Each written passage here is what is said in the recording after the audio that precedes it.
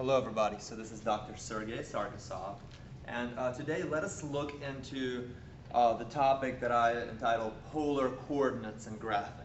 Okay, so this is like a pre-calculus type topic. It's also studied in numerous other branches of mathematics further along. In calculus, let's say 3, when you do use polar coordinates in a spherical sense. When you have the radius, let's say the distance, and and then you have like the angle, and actually sometimes you have the kind of the spherical setup where you have two angles and one distance. But now let's talk about just a two-dimensional. For example, in the rectangular coordinate system, we have the x-y axes, right? A plane, right? The line, the real line this way, the real line that way. And in a plane, you can similarly do, instead of x and y, you can talk about r and theta. Okay, where r is the modulus, or the length, or the magnitude, and theta gives you that direction. It's a direction angle. Okay, so let me show you what I'm talking about here. Ready? Let's just talk about this. Entitle this polar, coordinates. This is how you spell that. And polar coordinates. So instead of what? Instead of doing rectangular, x, y, right? So usually we're used to this, right? We're used to, here's the y-axis, say. Okay, you do y-axis first before x-axis, even though most people do the x-axis first. And so here's the x-axis, right? And you're like, all right, well, what in the world is a polar coordinate? This is a rectangular coordinate system. But when you're given a polar coordinate, instead of giving the rectangular coordinate, which is an ordered pair, x and y, for example, you can go, you know what, I'm going to go 1, 2, 3, 4, and then up 1, 2, 3. And you may ask yourself, well, what is that point? That is a rectangular coordinate. The point, rectangular coordinate is 4, 1, 2, 3, 4, the positive 4 for x, right? X-axis, and then going up 3. So go 1, 2, 3, 4, 1, 2, 3. This is the point, 4, 3. This is rectangular coordinate. Now, this is also, it could also be represented in an r theta context. So an r theta, this is an r theta, is the distance from the origin. Okay, so there's a distance of this. This is how long this is. This is r. Okay, and then this is an angle. Positive angle is going counterclockwise from the x-axis, as we know in trigonometry, right? And so we call this angle theta. Okay, and I'm keeping this in quadrant 1 just to make it a little simplified for us. But it could be in any quadrant. It could be quadrant 1, 2, 3, or 4. And so you have this point. Now let's think about it. What r theta correspond to this xy being 4, 3? So if x is equal to, let's kind of go to change the colors a little bit. If x is equal to 3, right? Let's say 4, right? I'm sorry. And then y is equal to 3. What are our r and theta, right? Well, let's look at this. R, this is like the distance from 0, 0 to the point, right? So r squared will be, by the Pythagorean theorem, r squared, the hypotenuse squared is equal to a squared plus b squared, right? So r squared is equal to x squared plus y squared, right? If we do that, we get 16 plus a 9, and that's equal to what, 25? And so r is equal to the square root of 25. And we'll talk about the positive. We're not talking about negative. We're talking about a positive, how long this thing really is. You could do a negative r, but it would be going backwards. So anyway, r is equal to the square root of 25, positive, and that's equal to 5. Okay, we found something. What about, let's just we're introducing a little bit about just what polar coordinates are. Then we'll actually do polar graphing, which is really fascinating, but it's also a little tricky and challenging to some people. So let me show you what we're doing. So anyway, r is 5. What in the world is theta? Who knows? What is theta? Well, theta, if you think about the trigonometric function tangent, what is tangent of theta? Tangent of an angle, this is like a right triangle. If you do that little right triangle here, project this down. Right? You see what it is? Tangent is opposite over adjacent in that right triangle. Opposite is the y, adjacent is the x. And so we have y over x. In fact, that's equal to what? 3 over 4. And to find theta, you would do the tangent minus 1 button, the tangent inverse. So get rid of the tangent inverse, you take inverse of the tangent of both functions, and you have tangent inverse of 3/4. And let's actually use a calculator to approximate the angle. Let me get a calculator. I have one right here with me. So let's see. Here's a calculator, right?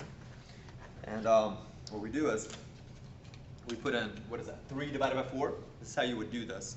You say, you know what, I'm going to put 3 divided by 4. And then that's, 0.75, obviously we know that. Shift with a tangent, that gives you a tangent minus 1 there above the tangent button. And you get, 36.87. And 36, that's about approximately 36.9. So approximately 37 degrees, right? If you round to the nearest whole number, all right, and that looks kind of like it, right? Definitely not 45 yet, and bigger than 30, we can feel it out a little bit, right? So it looks like it's realistic. Here is theta is equal to 37 degrees, and again, this is approximately, right? This is exactly what it is. But then that's approximately what that is. So there's a meaning behind tangent inverse of 3/4. It's the angle that makes this 3 to 4 ratio, okay? So that is how you go, for example, from, if you know the xy, how you go to r and theta. But the idea being, let me give you r and theta, okay? Let's say I say, you know what, let's try some other colors. Let's say we do, oh, you know what, you're given r is equal to maybe, let's do 6, okay? And theta, maybe that's 120 degrees, which is actually 2 pi over 3 radians, right? If you talk about radians. But anyway, if you're given this, what are x and y? Where in the world is the 6? So 6, you go 1, 2, 3, 4, 5, 6, right? 5, 6. But, so you go out 6, it's a distance. So you're going to be on the circle of radius r, right? 6, like this, 1, 2, 3, 4, 5, 6. Okay? And so here we are. What is that, -6 right here? So we have some kind of, this is where the r is 6. But what is the angle? What is the actual point? What is that? The coordinate being 6, 120 degrees. Where in the world is it? Well, you go out 6, but then you go at the 120, 90, and then 120 degrees right there. That is exactly what is going to be our, if that's our point, where this is 120 degrees. There. Just not to intersect the markers. So that angle is 120 degrees, and you have this is 6, right? So you go 6 at 120 degrees, or 120 degrees, you go 6, and that is how polar coordinates work. If you're interested in what the x and y are, you know what you can do? You can say, you know what? Let's try this. Let's say sine of theta. Let's do sine of theta and cosine of theta. Sine of theta is, think about it. This is going to be the y. This is going to be the x. If you project, right? Sinus of this angle theta, you would get the y over the r.